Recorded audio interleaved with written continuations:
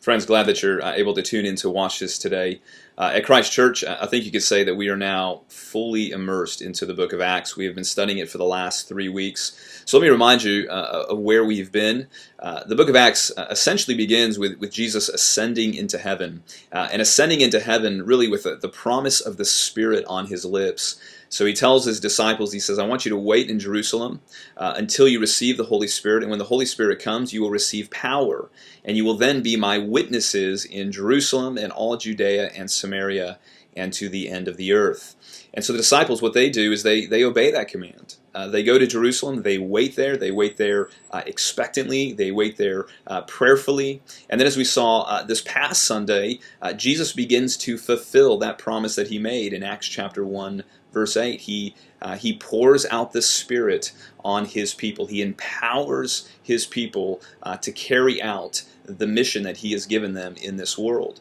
And so as we look ahead to this Sunday, we really reach a turning point in the book of Acts. And we begin to see this mission now carried out as the disciples pour out into Jerusalem and eventually pour out of Jerusalem, making their way to the very end of the earth. And so we're gonna come this Sunday and look at that turning point.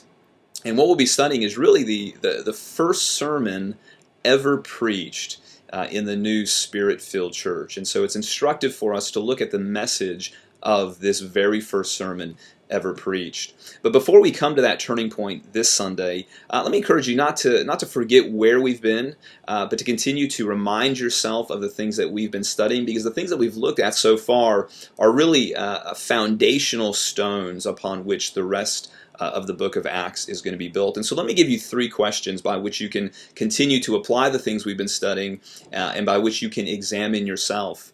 And the first question is this. It's do I understand that I am to live a life that is on mission in this world? Do I understand that my life is to be missional?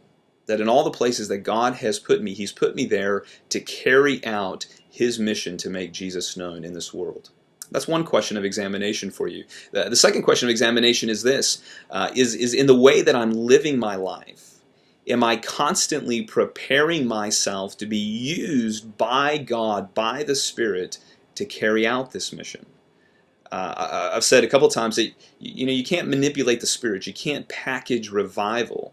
But what I can do is I can cultivate practices in my life. I can put myself in sort of a ready position to be used by God. I can pray. I can wait expectantly. I can study the Scriptures. I can gather with God's people. I can meditate on the gospel in such a way that I will become better equipped to be used by God. So that's a second examination question for you. A third examination question is this: do I understand myself to be a spiritually, supernaturally empowered person? The promise is that for all those who put their trust in Jesus Christ, the Holy Spirit is poured out on them. And so do I understand that that is true of me? That the Holy Spirit, even right now, is at work in my life. So let me encourage you to not lose sight of where we've been, but to use those 3 questions by which to examine yourselves as we prepare ourselves for this new point in the book of Acts, as we make this turning point and we head out on mission. So may the Lord bless us, may he help us to see his glory, and may he continue to use us to further the gospel in this city. I look forward to seeing you on Sunday.